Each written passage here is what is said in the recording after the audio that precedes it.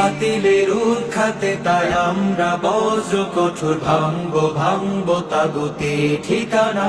আমরা শিরা, আমরা আছি, আমরা তো ইসলামী ছাত্র শিবিরের সাবেক কেন্দ্রীয় সভাপতি, বাংলাদেশের জামায়াত ইসলামী,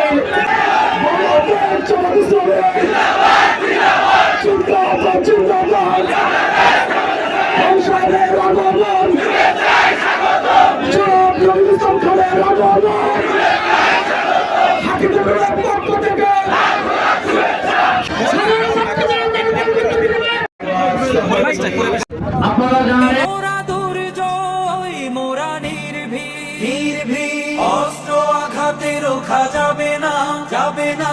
ভয় ভীতি সন্ত্রাস মানি না, সত্যের পথে মোরা দুর্জয়, মোরা নির্ভীক, বাতিলের উৎখাতে তাই আমরা বজ্র কঠোর ভাঙবো তাগুতি ঠিকানা। আমরা বাংলাদেশ ইসলামী ছাত্র শিবিরের সাবেক কেন্দ্রীয় সভাপতি, উত্তরবঙ্গের শ্রেষ্ঠ বিপ্লবী, আমরা ছিলাম, আমরা আছি, আমরা তো থাকবো, মুছে যাব না। সরকারের নেশা এবং পেশা ছিল বাংলাদেশকে লুটতরাজের রাজ্যে পরিণত করা। এ সরকারের নেশা ছিল গণতন্ত্রকে চিরতরে হত্যা করা, নির্বাচনী ব্যবস্থাকে চিরদিনের জন্য ধ্বংস করে এক দলীয় ফ্যাসিবাদী সরকার চিরদিনের জন্য কায়েম করা। এ কারণে এই বাংলাদেশের সাধারণ রাজনীতিবিদেরা কথা বলতে পারে নাই, ওলামায়ে কেরাম কথা বলতে পারে নাই, সাংবাদিকরা কথা বলতে পারে নাই, বাংলার জনগণ কথা বলতে পারে নাই। কথা বললে তার টুটি চেপে ধরা হতো, জেলখানায় বন্দী করা হতো, অথবা গুম করে দেওয়া হতো, অথবা তাদেরকে হত্যা করা হতো। এই আন্দোলন সংগ্রাম, এই স্বৈরাচারী শাসক গোষ্ঠীর বিরুদ্ধে বাংলাদেশের সর্বশ্রেণীর মানুষ 15 বছরই আন্দোলন করেছে, কিন্তু আন্দোলনকে যৌক্তিক পর্যায়ে নিয়ে যেতে পারেন নাই। কিন্তু এবার গোটা বিরোধী আন্দোলনে বাংলার ছাত্র সমাজ বৈষম্য বিরোধী ছাত্র আন্দোলনের ব্যানারে রাজপথে ঐক্যবদ্ধভাবে প্রতিরোধ গড়ে তোলে। গোটা বিরোধী আন্দোলন কেন হয়েছিল এটা আপনারা জানেন। শতকরা বাংলাদেশের 5% লোকের জন্য, অর্থাৎ 5% লোকের জন্য, 5 ভাগ লোকের জন্য কোটা ছিল শতকরা 56 ভাগ এই সরকারি চাকরিতে, আর 12 কোটি মানুষের, 18 কোটি মানুষের জন্য, অর্থাৎ 55 ভাগ মানুষ, 95 ভাগ মানুষের জন্য কোটা ছিল 44 ভাগ। অর্থাৎ দলীয় ক্যাডার ছাড়া কেউ এই সরকারের কোন চাকরি পেত না। প্রাইমারি স্কুলের পিয়ন থেকে শুরু করে, নাইট গার্ড থেকে শুরু করে দেশের সর্বোচ্চ পর্যায়ে সকল জায়গায় দলীয় সার্টিফিকেট ছাড়া বাংলাদেশের মানুষ কোন চাকরি পেত না।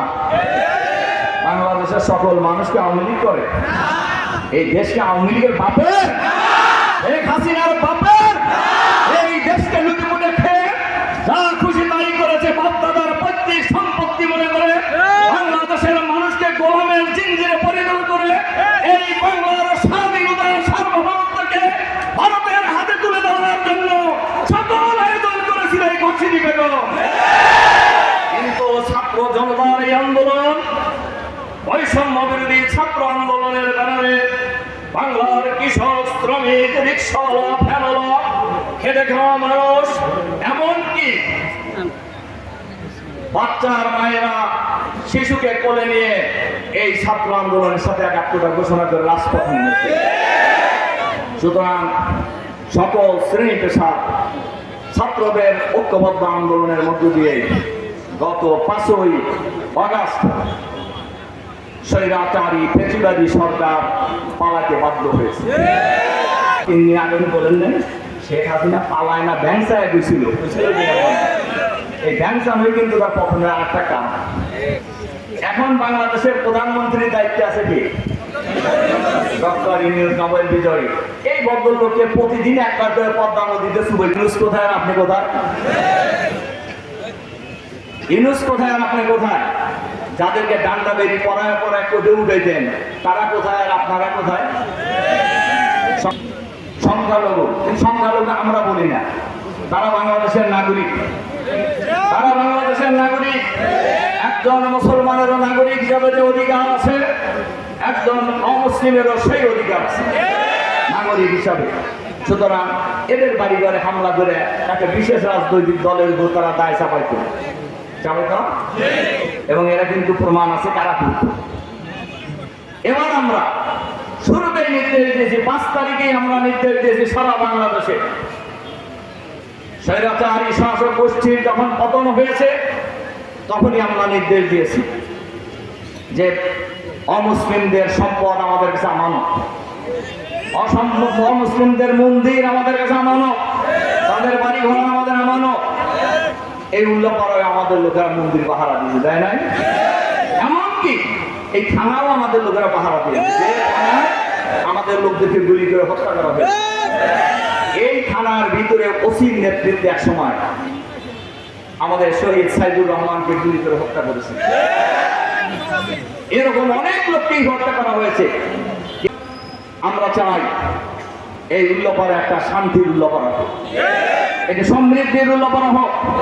এখানে মুসলিম অমুসলিম, জাতি ধর্ম বর্ণ নির্বিশেষে সকল মানুষ শান্তিতে বসবাস করুক। এখানে কোনো চাঁদাবাজি চলবে না, এখানে কোনো সন্ত্রাসী কর্মকাণ্ড চলবে না। আমি সকল মিটিং এ আমাদের জেলা নেতা বলছেন এইরকম মিটিং কোনো কোনো জায়গায় এসে যাবে সেগুলো আমি বলছি যে যদি কেউ চাঁদাবাজি করে ধরে খামের সাথে বাঁধবেন, কেউ যদি সন্ত্রাসী কর্মকাণ্ড করে ধরে গাছের সাথে বাঁধবেন। উল্লাপাড়ায় কোনো সন্ত্রাসী কর্মকাণ্ড চলবে না। উল্লাপাড়াকে আমরা সন্ত্রাস মুক্ত উল্লাপাড়া বানাতে চাই, আমরা দুর্নীতি মুক্ত উল্লাপাড়া বানাতে চাই। কারণ দুর্নীতিতে দেশটা এমন ভাবে শেষ হয়ে গেছে, প্রধানমন্ত্রী উনি বলছেন দেখেন কিরকম জাতির সাথে মস্করা।